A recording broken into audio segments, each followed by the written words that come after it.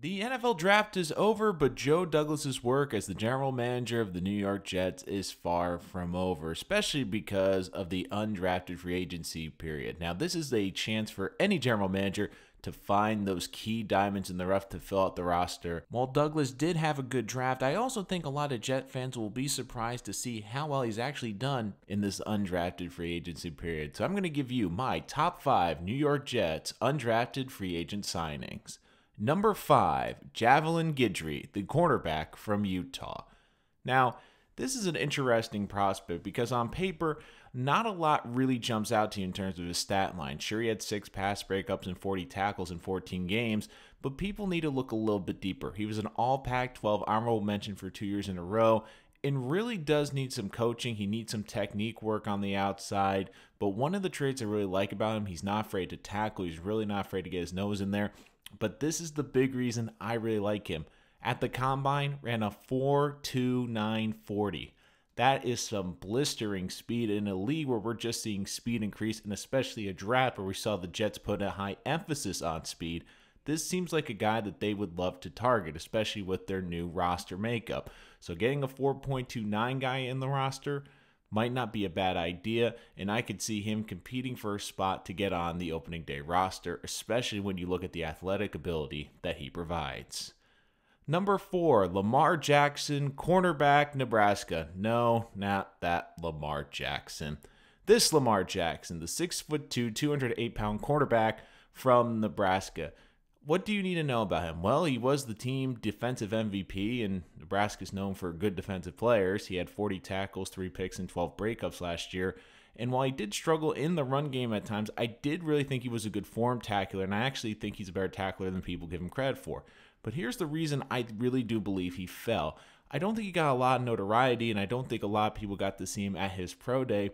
And once again, he was turned off by 4.58 speed. Now, that's not bad, but when you're looking at an NFL that is dictated on speed, that doesn't exactly stand out. However, when you look at his experience, his measurables, his height, and the ability to play on the outside, it is a very enticing player to get, especially because he could maybe make the move to safety as well. I think that this is a versatile player, and once again, and you'll see this a lot on this list, I'm looking for guys with experience, especially with a training camp that might be shortened because of the coronavirus and because of the lack of practices. You're going to want players that have a lot of experience in college and that can hit the ground running from day one. At number 3, George Campbell, the wide receiver from West Virginia. Campbell is a very interesting study because he's a 6'4" kid who could run 4.4 speed in the 40. And when you look, he was a 5-star recruit out of high school. So what happened? He had a big injury history at Florida State before having a productive final year at West Virginia University. The injuries do concern me to an extent, but when you're looking at guys that are undrafted, you can take risks. And how many 6'4" guys are there with blazing speed out there? And Campbell, when he was on the field last year for West Virginia, was highly productive, averaging over 24 yards per catch and hauling in 7 touchdowns. I do believe one of the reasons he fell out of the draft class, I actually think he would have been drafted, but don't forget, they didn't have pro days, and teams couldn't have their medical staff fully evaluate players. If he had gone through the whole draft process, a pro day, and gotten a clean bill of medical help, I would have not been shocked if he was picked in the 6th round, maybe even higher in the 5th round, just because of the measurables he presents. I mean, you don't find many guys with that size and athletic ability. And if Campbell can stay healthy, he fits right into the new Jet scheme where they are looking for fast receivers on the outside, and he could be a surprising but a member of the Jets roster come opening day. At number 2, Lawrence Cager, the wide receiver from Georgia. Now, for any of you who have been following me, you know I've been on Cager for a while. I've actually had the Jets taking him in previous mock drafts around the 5th or 6th round. Here's the reason why I think the Jets really make out here is because of the value. I had him valued as a 5th round receiver, and they're able to get him as an undrafted free agent. Now, he is a little bit different from what the Jets have been looking for. He's a big wide receiver, but he's not overly fast. Now, he's a smoother possession receiver, but like Campbell, has a bit of an injury history. But last year, he proved he could make catches at all 3 levels, and he's great in the red zone. He's got a great vertical ability. He can go up and catch it. At 6'5", he can be a hybrid tight end in the slot that you can operate in the red zone and create a mismatch. And looking at the Jets wide receiver depth, and this is the reason I have both Cager and Campbell on this list, it's barren right now. We don't know how Quincy Enunwa is going to respond from his injury, and if he's not able to go, Cager could really fit that role that Enunwa had, which was that hybrid slot tight end wide receivers that the Jets have been utilizing over the past couple of years.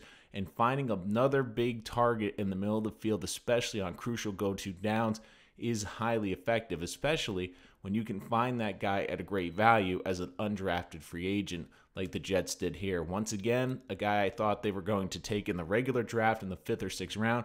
They're able to get him as a undrafted free agent, which creates value because they were able to use those picks to get other players while still getting a kid they highly coveted as an undrafted free agent. And number 1, Bryce Huff, the edge from Memphis.